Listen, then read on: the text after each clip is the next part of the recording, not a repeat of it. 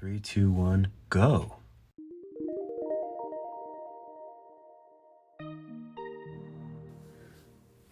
All right, welcome guys. So this was actually a spoken walkthrough video in full real time.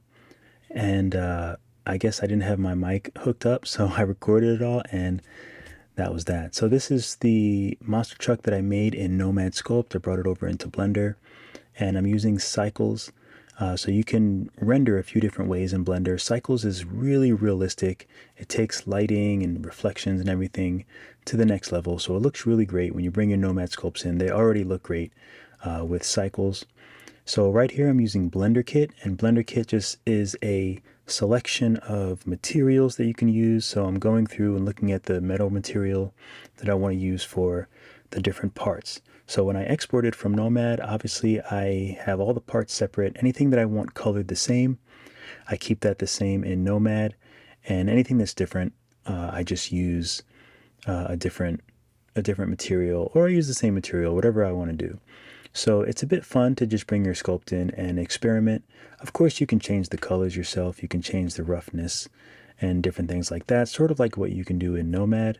You can do all that and then some in Blender. So I'm really just going through and trying to figure out what I want to use for all these different materials and different parts. And it can be a bit tricky because, first of all, with blenderkit, you have so much to choose from. But then also, you want it to look not realistic, so to speak, but almost like if you were going to make a toy. For me, this is what it felt like.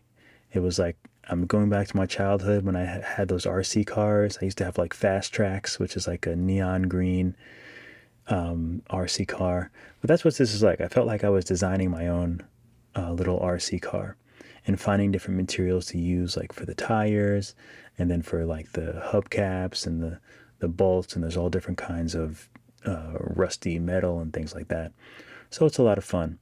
There were some issues that I had to figure out. Some things I had to separate, like the fins, I wanted a different color than what they were attached to.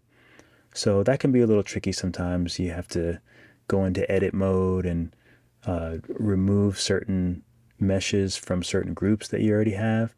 Here's the backup lights. All the lights I set to emissions. I had some underneath, the pink light. And these lights I actually change a little bit later on.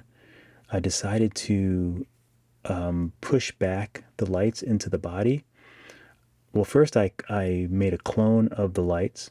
I set one to glass, and then I set the original lights back a little bit. So it was like a light, but then it had like a glass cover. Here it's just, I was just using the regular texture as an emission, but it looks better with the glass. And I made the glass a little bit rough, so it kind of looked more like headlights. And here I'm just coloring in the interior, and I felt that I needed some sort of light to go in there. I think I made the interior beige, but I also wanted some sort of interior lights. So you'll see in a moment, I actually put a green light in behind the steering wheel just to have some light in there, and I actually put a white light on the roof just to kind of light up the inside, because there's lots of details inside that I also want to show for the render for the turntable. I don't think I'll be able to animate this. I think it's probably too big. But I might try to do something, maybe like a little bounce in. And I also want to color it a different color. I think that'd be really fun. I enjoy doing different colorways. Oh, here I am adding the light. I decided to make it like a green light. But I like adding different colorways and different, like I want to do one in maybe like all black metal truck. I think that'd be really cool. And then maybe I'll try some other colors as well. What am I even doing here? Oh, here I'm setting up the turntable. So that's an empty, that's a box that everything goes in that I want to spin on the wheel. And now I'm just setting up the backdrop and the lights and things like that. And that's what takes me a real long time, because I get so, first of all, I'm trying to be creative with it, but then it's like, oh, I want a dark one and I want a light one and I want one that's a little warm and I want to try one that's a little cool. So I did a lot of going back and forth, and essentially I think what I really liked, what I exported, the render that I exported was the dark one, which looks really good, I think. And you know, I could honestly, like, I could work on these things all day because there's so much that you can do with the lighting and the materials. But here's the just the regular renders that I test to make sure everything looks okay. And here is your turntable. All right, but that's about it. I just wanted to share this fun sculpt with you. I had a lot of fun making this little, and this monster sculpt was just like a doodle that I just decided to record, really. But I had a lot of fun with it. I will probably do some other prints, so look out for those. And I'm going to edit this down to make a little time lapse, so look out for that too. Keep drawing, keep sculpting. I'll see you all in the next video.